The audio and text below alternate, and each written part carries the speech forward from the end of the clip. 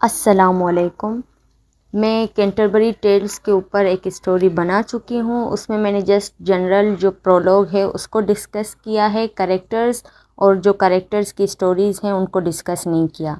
इस वीडियो में मैं आप लोगों को नाइट के बारे में बताऊंगी, उसके कैरेक्टर के बारे में, अपीयरेंस के बारे में बताऊंगी और नाइट की स्टोरी के बारे में बताऊंगी। ठीक है, नाइट पहला कैरेक्टर था जिसकी वजह से स्टोरी स्टार्ट हुआ।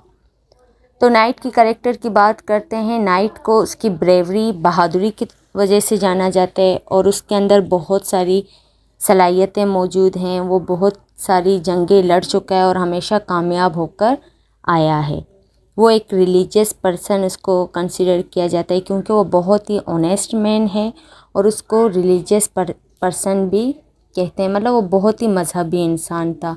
मजहबी इंसान इसलिए था क्योंकि वो अभी बहुत सारी जंगें लड़कर वापस आ रहा था, लेकिन वो अपने घर नहीं गया बल्कि डायरेक्ट पिलग्रिमेज के लिए आया, कैंटरबरी के लिए। तो यहाँ से अंदाज़ा हो जाता है कि रिलीजन के लिए उसकी मोहब्बत कितनी ज़्यादा है कि उसने अपने कपड़े भी चेंज नहीं किए और डायरेक्ट वो पिलग्रिमेज के लिए आया।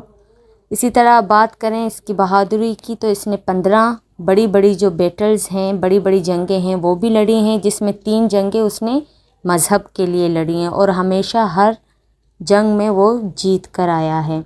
इतनी ज़्यादा रिस्पेक्ट और शोहरत उसके पास थी, लेकिन फिर भी वो बहुत ही ज़्यादा आजिज़ पसंद और शर्मीला किस्म का इंसान था। बहुत ही ज़्यादा काइंड पर्सनैलिटी थी उसकी। तो ये था नाइट के कैरेक्टर के हवाले से। अब नाइट के स्टोरी को हम लोग देखते हैं। ठीक है, सबसे पहले कैंटरबरी टेल्स में नाइट की स्टोरी को डिस्कस किया गया है। तो स्टार्ट करते हैं नाइट की स्टोरी को। नाइट अपनी स्टोरी को कुछ इस तरह से बताता है कि एक जगह था एथेंस।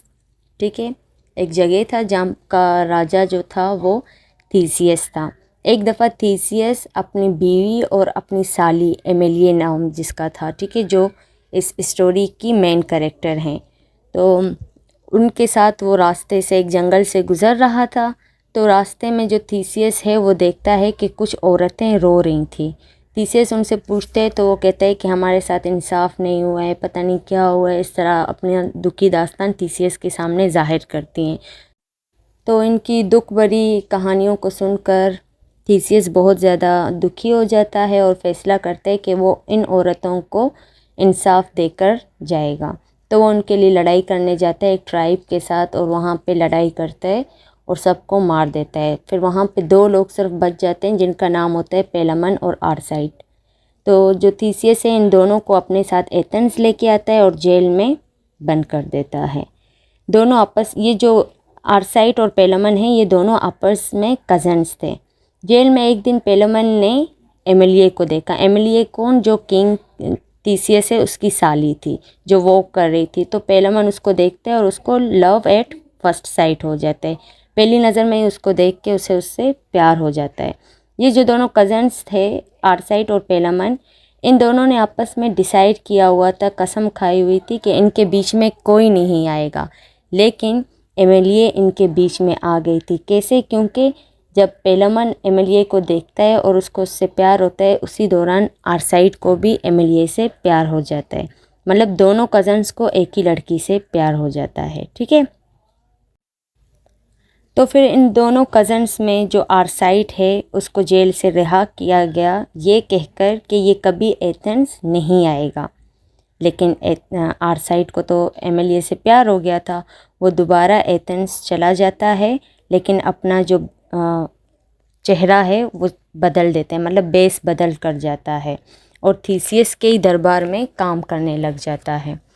तो इसी दौरान जो पेलामन है वो भी जेल के जो जेलर है उसको बेहोश करके जेल से भाग जाता है। ये आर्साइट और पेलामन जो हैं दोनों जंगल में पहुंच जाते हैं क्योंकि इन दोनों के दरमियान बहुत बड़ी लड़ाई होनी थी एमिलिए के लिए कि एमिलिए किसकी होगी। जब वो लड़ रहे थे तो इतने में थीसियस जो किंग है वो आके इनको रोक देता है और उनको मोहलत देता है 1 साल का। तो और कहता है कि 1 साल के अंदर अंदर आप अपनी आर्मी बनाओ, अपने आप को इस काबिल बनाओ लड़ाई का मुकाबला करने के लिए, और जब लड़ाई का मुकाबला होगा जो जीतेगा एमिलिए उसकी हो जाएगी। फिर क्या होता है, दोनों कज़न्स तैयारी करने लग जाते हैं, अपनी फ़ौज तैयार करते हैं और 1 साल के बाद दोनों की लड़ाई हो जाती है। पेलामन हार जाता है जबकि आर्साइड जो है वो जीत जाता है। वो अपनी जीत की खुशी मनाने लगता है, बहुत ज़्यादा एंजॉय करता है। इतने में एक नेचुरल डिज़ास्टर हो जाता है, मतलब एक नेचुरल डिज़ास्टर आ जाता है, तो जो आर्साइड है उसकी डेथ हो जाती है। लेकिन वो मरने से पहले ये कहता है कि एमिलिए का जो हाथ है वो पेलामन को दिया जाए, मतलब एमिलिए की शादी पेलामन से करवाई जाए। तो मरने के बाद जो तीसियस है उसने एमिलिए का हाथ पेलामन को दिया और दोनों की शादी हो गई और वो खुशी खुशी रहने लग गए। ये थी नाइट की स्टोरी। इसके बाद जो होस्ट जो है वो दूसरे करेक्टर को कहता है कि आप अपनी स्टोरी सुनाओ, लेकिन बीच में मिलर आ जाता है और मिलर कहता है कि अब मैं अपनी स्टोरी सुनाऊंगा, क्योंकि मिलर शराबी किस्म का होता है ना, बीच बीच में इंटरप्ट करता रहता है, जो भी स्टोरी सुनाता है इसके बीच में इंटरप्ट करता है। तो मिलर कहता है कि मैं सबसे पहले story सुनाऊँगा।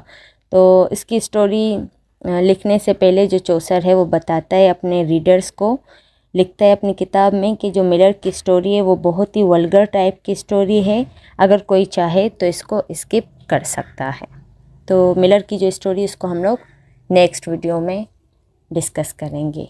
Thank you so much. I hope so आप लोगों को समझ आ गया होगा।